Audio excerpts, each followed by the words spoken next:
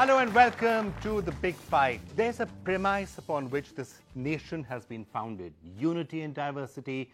All Indians are equal. We should not be discriminating between one Indian and another.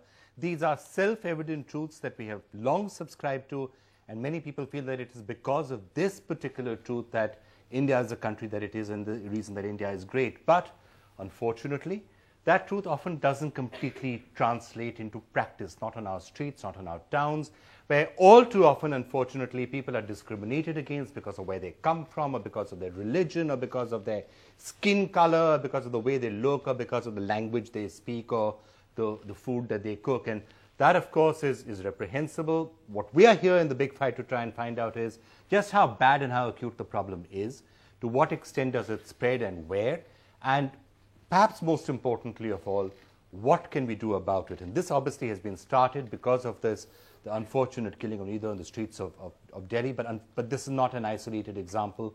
We do have cases of racism and discrimination, not just here in Delhi and in northern India, but in all parts of the country and in different ways. So what can we do about it?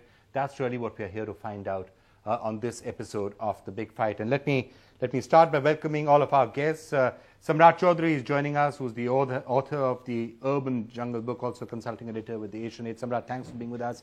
Right here with us in the studio, Subramaniam Swamy, thanks a lot for being with us. Namita Bhandari, columnist who's been writing a lot on this issue. Rahul Narvekar, spokesperson of the Shiv Sena, which has been accused of doing its own bit of discrimination at various occasions in Maharashtra. Beena Lakshminathan has been leading a campaign, is here straight from Jantar Mantar, where she's been at the forefront of leading the protests after the killing of Nido, and we will be getting her views in just a short while from now.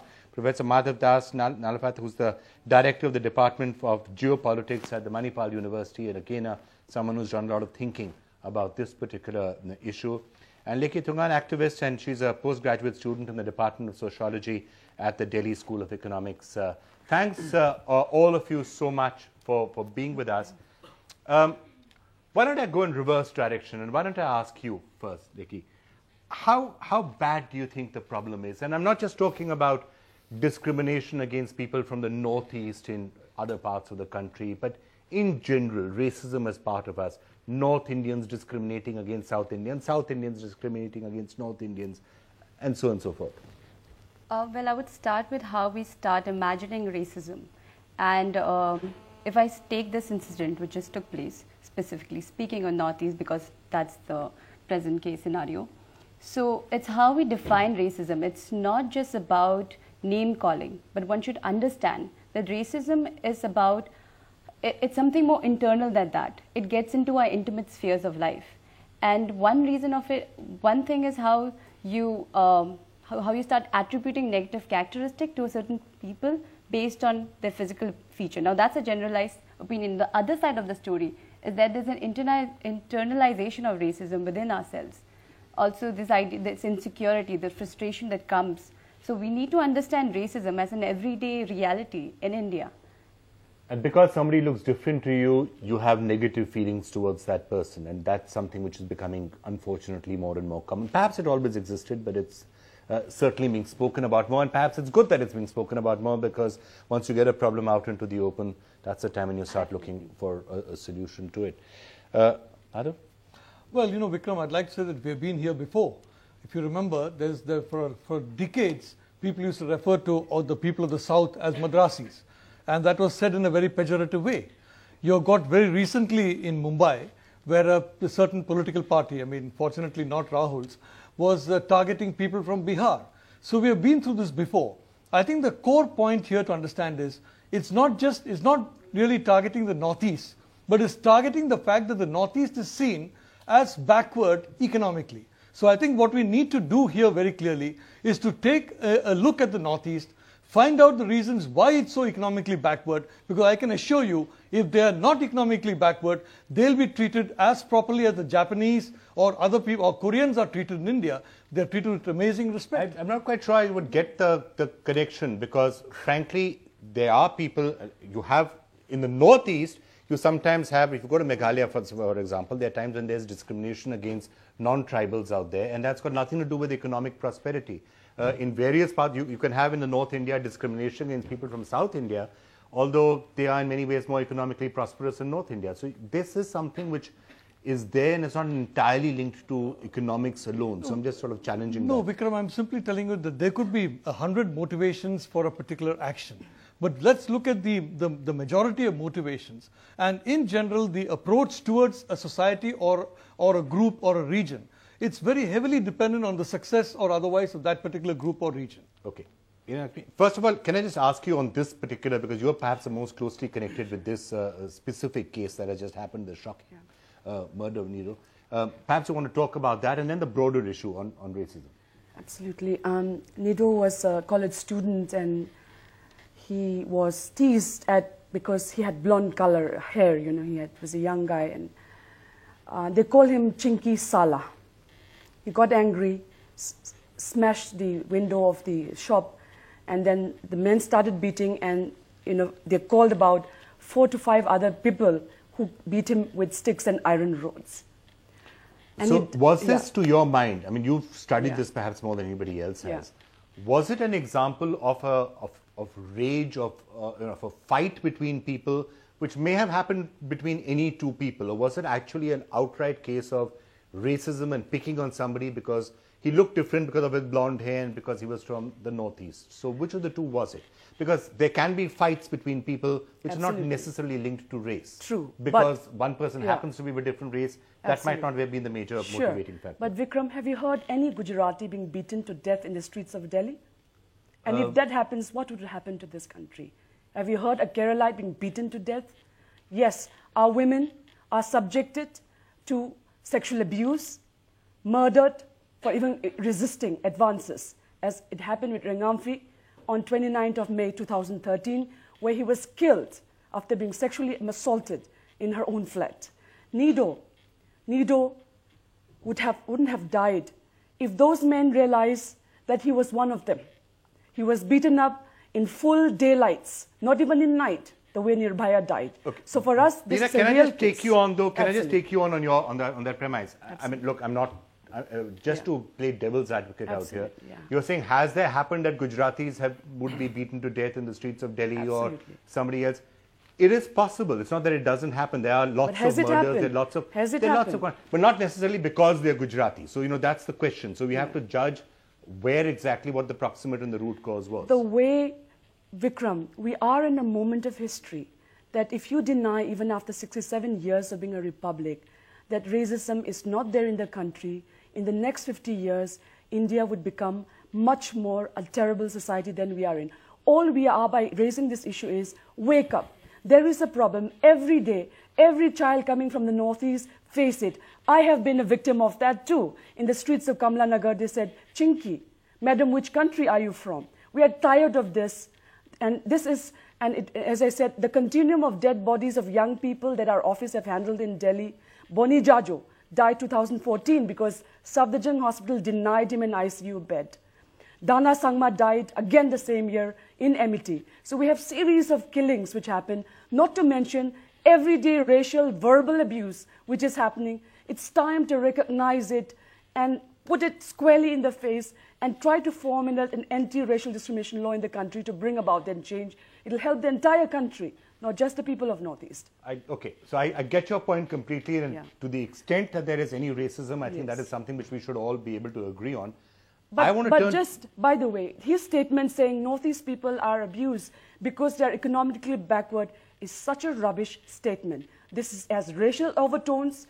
This is so wrong to say this in the national media. This is so wrong. That means you say that any poor person, you can do anything with that poor person. I'm sorry, you'll have to take back that statement of yours. You know, Rahul,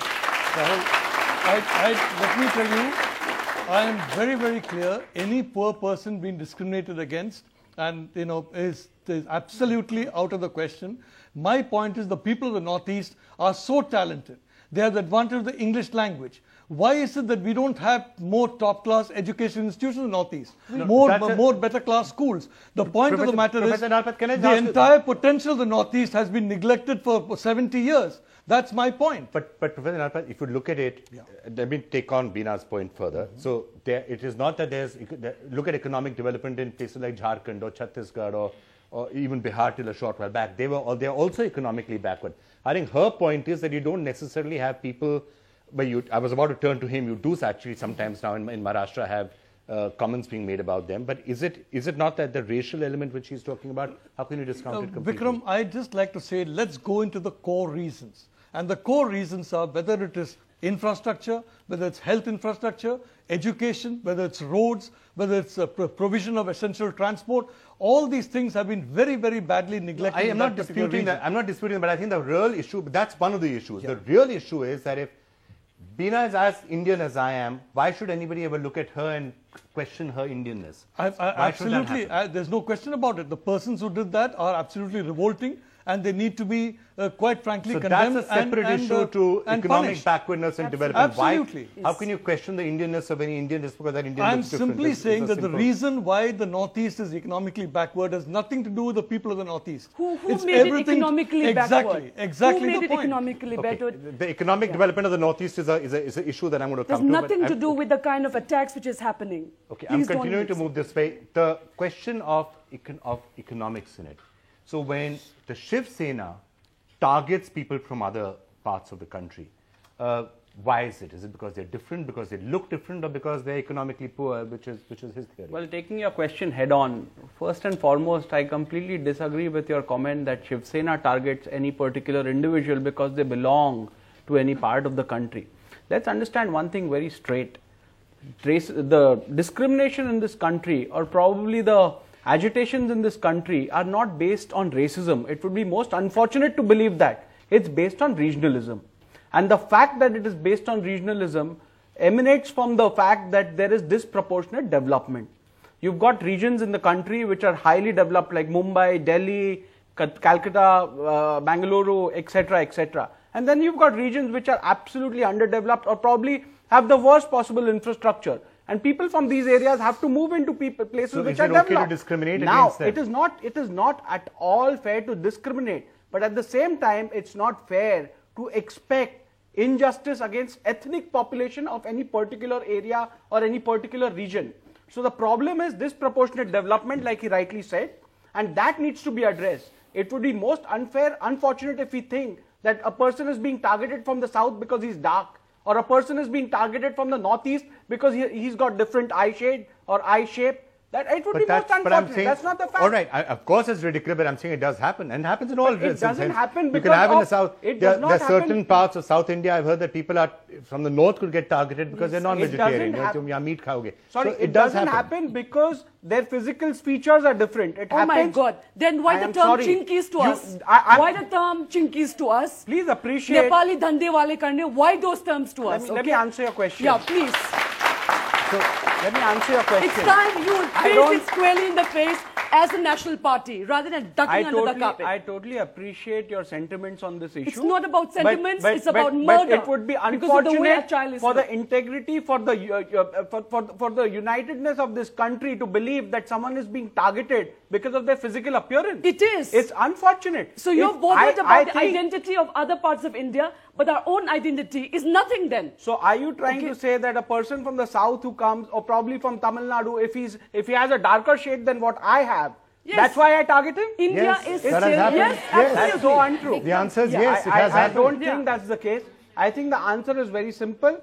It is disproportionate development which leads to this problem. Let me come. Oh my Rahul, God. Then I want to come to the South Indian, North India. Okay, because I'm actually going to, I'm going to refer to both of them because I grew up in Bombay probably before you were born with the image of effigies tied up. They were strung up on lampposts. These were South Indians, which your party founder, Mr. Bal Thackeray, had strung up as a warning. And of course, they were effigies, but to a young girl, they were terrifying to just look at these life-size effigies. These were South Indians. This was at the heyday of your anti-South. Then, of course, you crusaded and moved on, and it became and your party also split. So sometimes it's Bihari, sometimes it's something else.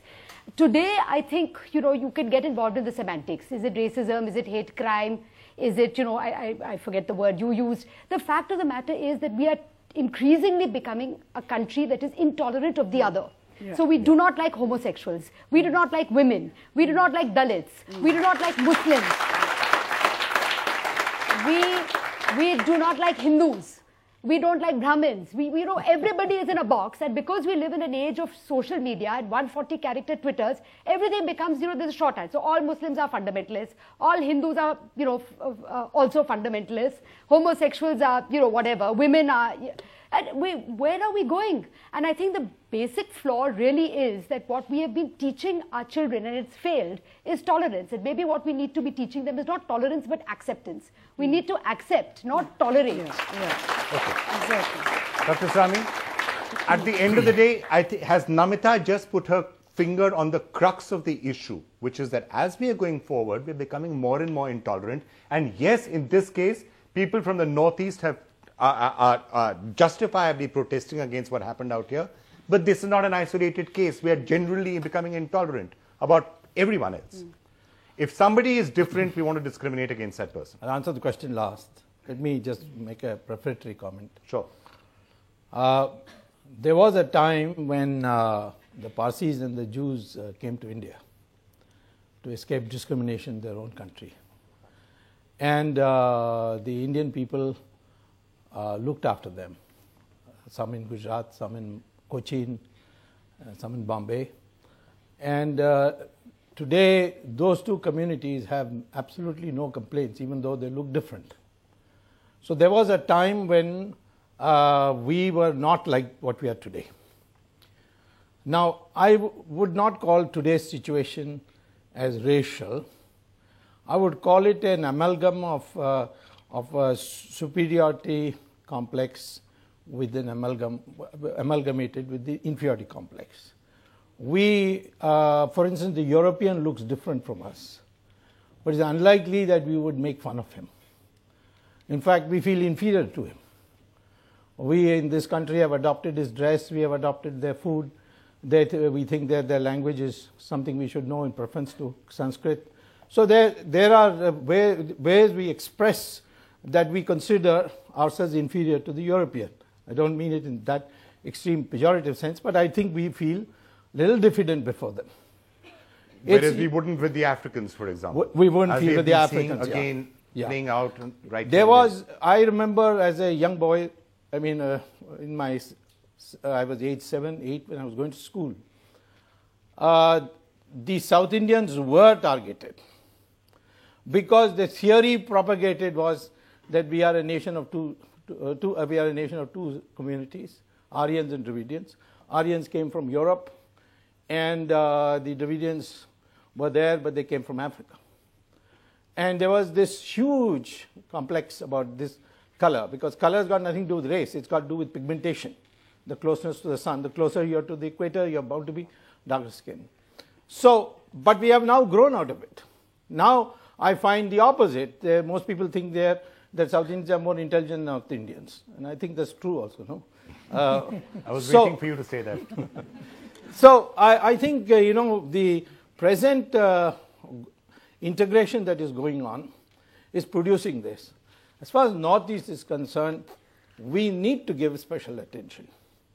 I mean, you can't say this is an evolutionary process. We need to give special attention because they are our bulwark in the border. And I must tell you that Arunachalis are 65% common DNA with us. So these racial differences are rubbish. So can I? I would have thought it's more than 65%. You please read their DNA studies. Therefore, I say to you. Sorry, can I just ask? At the end of the day, though, if I can. I think the it should have nothing people from Arunachal shouldn't emphasize. It should have nothing to do with national security. It should be on very simple humanitarian issues that you should not be discriminating. No, that is anybody else. No. Please don't misrepresent me. Please don't misrepresent me. I am talking about what the government ought to do, because today they are complaining of how the police is manufacturing the case, or how they're distorting it, how the media is giving false reports. All that is happening. I think this should be given special attention. Okay. That's why I suggested before the starting the program that you should monitor this whole investigation by court. Okay. Samrat, let me just get you in on that point. You've heard the debate so far. What's your take? There's a UN convention on the elimination of all forms of racial discrimination, which India is a signatory to. We signed on 2nd of March 1967. And this defines racial discrimination in the following words: any distinction, exclusion, restriction or preference based on race, color, descent, or national or ethnic origin. Now, it goes without saying, I think it's not debatable, that we do make distinctions based on color, which is why we have such a massive industry of fairness creams and so on. We do make distinctions based on descent, which is what caste is about. And, you know, this thing about national or ethnic origin, I think it's true and has been true for a long time that people who look different, especially people from the Northeast, they have faced problems. Although it happens, it cuts both ways, because people who are called mainlanders in Northeast India also do face a lot of problems. So it's not even, I don't think it's even debatable that there is an issue of racism in this country. Yes, there is an issue of racism in this country. However, I disagree with all the panelists on a couple of points. I don't think it's about economics at all. You know, this treating of people pejoratively is not an economic issue. Migration may be an economic issue to some extent, but the sense of insult that people feel when they're called a certain name, for example, chinky is the word that we are talking about in this case. Now that's like calling a black person nigger, it's just something nasty. And it's not that China is doing badly, China is doing very well economically, so why should anybody feel bad? But they do feel bad. There was some talk about some new law. Now I don't think we need any new laws. There are enough laws in this country. We just don't implement any laws. I mean, we have laws for everything. If we could actually make the laws that we have work, all our problems would be solved. Okay.